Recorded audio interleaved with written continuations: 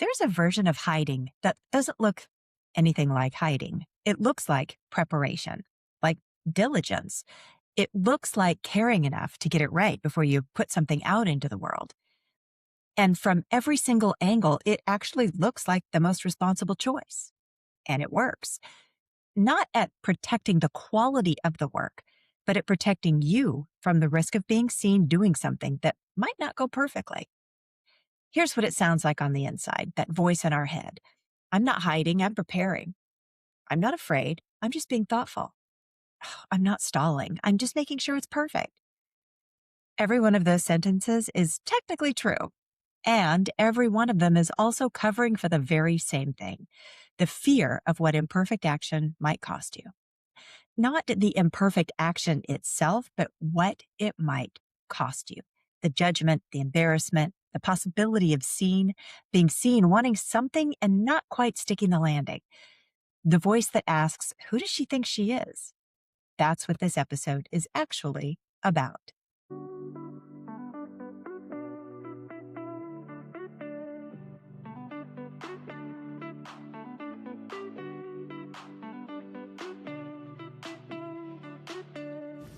Welcome to How to Lose the Weight, the podcast for women ready to stop waiting for someday and live life now. I'm your host, Holly Toscanini, and I'm here to help you break free from perfectionism, self-doubt, and the someday mindset. Together, we'll dive into real conversations about self-trust, empowerment, and living authentically. If you're ready to reconnect with your intuition and step into your power, you're in the right place. Let's lose the weight and start living fully right now. Welcome back to How to Lose the Weight. I'm Holly Toscanini, and we have moved into the I phase of the WAIT framework series. For 5 weeks in the witness phase, we named the patterns keeping women stuck. And then for 2 weeks, we were in the attune phase where we learned to hear ourselves again, to tell the difference from a signal and a spiral, and to trust our intuition, and to question the belief that worth has to be earned through output or doing. Now we move. The first thing that shows up the moment any woman decides to move is this: perfectionism. Not because she has high standards, though she probably does, but because perfectionism is one of the most effective waiting strategies available. It lets you stay in motion without ever being visible or being seen. It lets you prepare without ever beginning. And it gives you socially acceptable reasons to postpone being seen indefinitely. So today we're going to name what perfectionism is actually protecting, connect it precisely to the weight pattern, and use tools you already have to make one honest step possible before you feel ready. The practice for this episode is the 80% start. And by the end, you'll understand why 80% isn't settling. It's how you begin building the evidence that you can trust yourself enough to move. Now, you might be asking yourself, what is perfectionism actually protecting me from? Well, let me start by separating two things that often get conflated: high standards and perfectionism, because they're not the same thing. And treating them as interchangeable is one of the ways that pattern kind of stays hidden.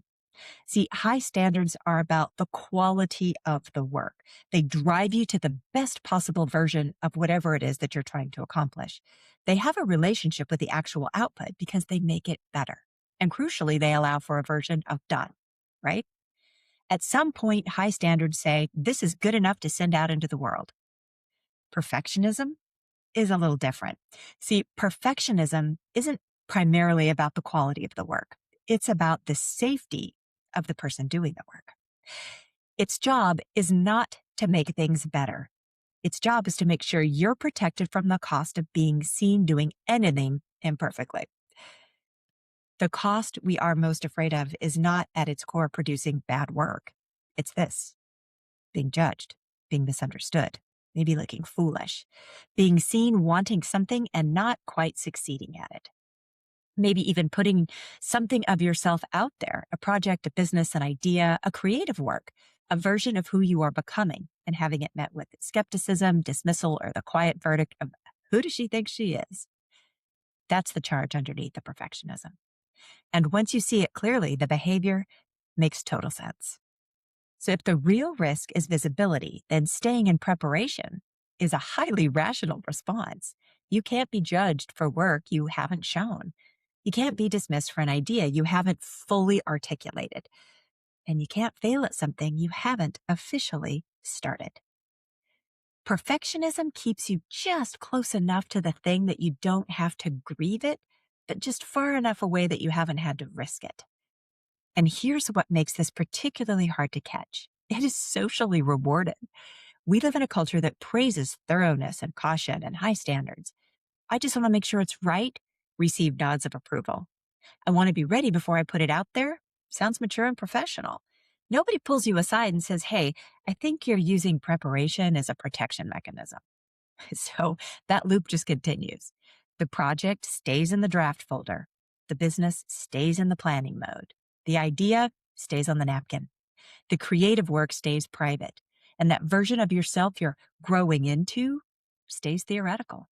Not because you're not capable, but because the inner counsel, those voices we talked about back in episode 111, the counsel's weighed in. And the verdict is that being seen imperfectly is just too dangerous to risk. So how does perfectionism become a weight pattern? Well, here's where I want to connect this precisely to the work we've been doing in this 12-week series. Perfectionism, when it's running as a visibility protection strategy, always produces a version of conditional living. It places a condition on action, and that condition is certainty. Specifically, the certainty that when you're seen, you will be seen well. And it sounds like this. I'll put my idea out there when it's perfect. I'll launch when I feel confident. I'll start when I've had more time to prepare it exactly the way I want it. I'll speak up when I know what everybody wants to hear. Every one of those sentences is the same sentence in a different, just said differently. I'll take the risk of being seen when I can guarantee the outcome, when I have control. But here's what needs to be said directly. That guarantee never arrives because the whole premise is flawed. You cannot control how you'll be received. You cannot prepare your way to certainty about somebody else's response. You cannot make yourself immune to judgment by polishing the work long enough. The only thing perpetual preparation guarantees is that nothing gets out. And underneath all of it, the weight pattern is doing what it always does, generating a condition that can never be fully met, so the waiting can continue indefinitely while still feeling justified. Now, there's also a particular self-trust erosion that happens in this particular place that I think we should name. Every time you override the impulse to begin, every time you have something ready and choose to refine it more than just put it out there, you teach yourself a quiet lesson that your judgment about when something is ready can't be trusted. That you need more time, more certainty, more approval before your own assessment of done is reliable. And then you wonder why self-trust feels so hard to build. You're not building it.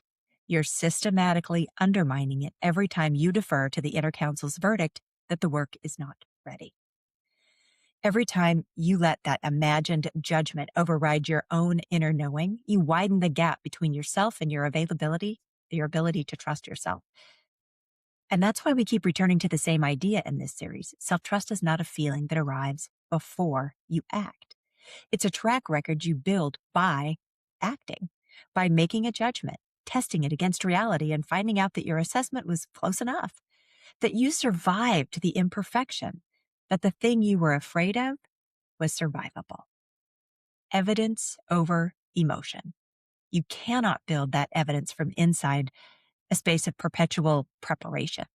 You can only build it by getting started. So here's the practice for this episode, and I call it the 80% start, and I want to explain why 80% is the specific number because it matters. 100% is the perfectionist standard. 100% means everything is right. Everything is ready. Every question is answered. Every risk has been mitigated. Every imperfection has been addressed. 100% is the condition. And as we just established, it's a condition that can never actually be met because the goalposts are constantly moving, because readiness is a feeling rather than a state, and the inner counsel has a very sophisticated way of finding one more thing that needs to be better. 80% is different. 80% means, hey, this is honest. This is real. This reflects where I actually am. And it's not everything I hope this will eventually be, but it is true to what I know and what I have right now. And it is enough to begin. The 80% start is not about lowering your standards. It's about recognizing that the last 20%, the final refinements, the additional polish, the endless tweaks that keep you from releasing, are almost never about the quality of the work. They're about managing the anxiety of being seen. Releasing at 80% is not settling. It's courageous. It's choosing to be visible at the level you're actually at, rather than invisible at the level you're theoretically working toward. So here's how to apply it this week. Look at the thing you've been getting ready to start, or the thing you've been almost ready to release, almost ready to send, almost ready to begin. Ask yourself honestly, is this at 80%? Not perfect, not everything you hope it will eventually be, but honest, real, and a true representation of where you are right now. And if it is, and I suspect that for most of you listening, it is, your practice is to take one action with it before it reaches your version of 100%. Send the email, make the call, share the draft, get started, and then notice what happens. Not to the work, to you. Notice what the wobble feels like. Notice whether the judgment you feared actually materializes at the scale you thought it would. Notice whether the imperfection was survivable. Because here is what evidence over emotion teaches us. Your inner critic argues with feelings. It says you're not ready. This isn't good enough. People are going to judge you. Those are feelings. They're not data. Evidence is data. Evidence is what happens when you actually send the imperfect thing and find out that the world did not end. Evidence is the receipt you collect every time you prove to yourself that you can handle being seen. That evidence is what builds the self-trust to take the next action, and the next, and the one after that. Not because each action feels less scary, the fear doesn't always disappear, let's be honest, but because you accumulate proof that the fear was not a reliable predictor of your outcome, that you were more capable than the inner counsel's verdict of you suggested. That done at 80% serves you better than perfect at never completed. 180% start. That's the whole practice this week. So here's what I want you to really take away from today's episode. Perfectionism is not a standard. It's a stall, specifically a visibility protection strategy that lets you stay close enough to your desire that you don't have to grieve it, but far enough away that you don't have to risk it either. The condition underneath it is, I'll begin when I can do it perfectly, when I can guarantee the outcome, when I can make sure that being seen won't cost me anything. That condition is never going to be met. And every day you wait for it to be met is another day the work stays private. The version of yourself that you're growing into stays theoretical, and the evidence you need to trust yourself stays uncollected. The way out is not to feel ready. The way out is one imperfect, honest action that gives you proof you can survive being seen. Give yourself permission to be a little messy. Your practice this week is the 80% start. Find the thing that's ready enough, honest, real, and true to where you are right now, and take one action with it before you reach that version of 100%. Let the wobble come. Let the inner counsel weigh in. Let the discomfort be there, and do it anyway.